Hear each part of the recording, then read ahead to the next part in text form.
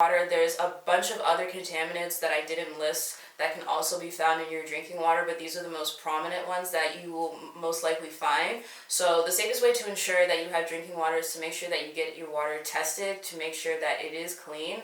And if it's not, then you want to make sure that you get a proper recommendation of the right water filtration to use throughout your whole entire house.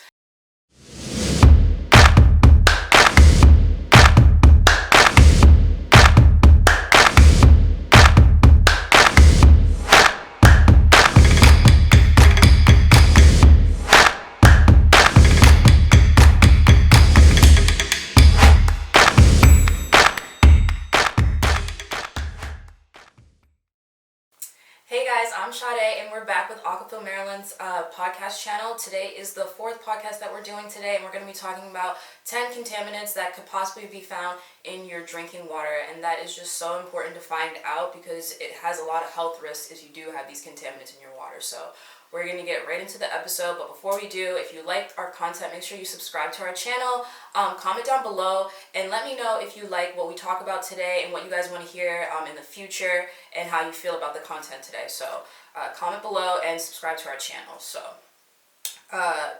legal doesn't mean safe. Just because your drinking water tastes good and looks fine doesn't mean that it's clean and pure water. A lot of small micro contaminants and particles can be found in your drinking water that you won't be able to see or sense right away, and most people don't even start to notice that their drinking water has contaminants in it until other people in the community start to get sick, and that's when other people start to notice. Chemicals like pesticides and fertilizer can cause risk of cancer and reproductive problems, and those things can be found in your drinking water. So right now we're going to get into the top 10 contaminants that can be found in your drinking water, and we're just going to go through the list of them. So here we go. You could probably just You're good. Okay. So the first one is lead. Lead is a toxic metal that can cause damage to health, even in low doses. And that's a really prominent contaminant that's found in drinking water most often. The amount of lead found in water varies depending on how long the water is exposed to the pipes and the amount of corrosion on the pipes.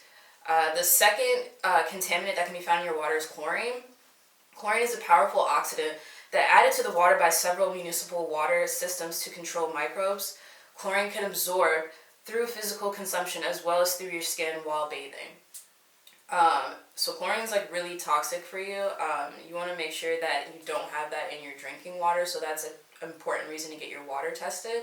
The third contaminant that can be found in your water is chloramines. This is formed when ammonia is added to water that contains free chlorine. Chloramines are typically added as secondary disinfectants, and chlorine and chloramine, when combined with naturally occurring materials in water, form disinfecting byproducts which have been shown to cause cancer in laboratory testing. So that's really, really bad. The fourth contaminant is mercury. That's a liquid metal that can be found in various natural deposits. Being exposed to high levels of mercury over time can cause kidney damage. The fifth contaminant is VOX, and that stands for volatile organic compounds, included in a variety of chemicals emitted as gas. When water is heated and vaporized, your body can absorb these contaminants, and it's really toxic for you. The sixth contaminant is pharmaceuticals. Pharmaceuticals are synthetic chemicals that are found in prescription, therapeutic, and veterinarian medication.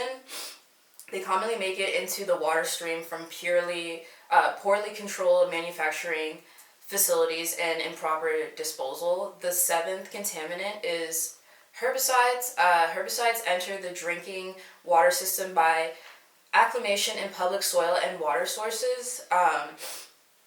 A herbicide commonly used on golf courses can interfere with the body's hormonally actively and reproductive organs. So if you're around those areas often, you could be exposed to it at a high level. The eighth contaminant is pesticides.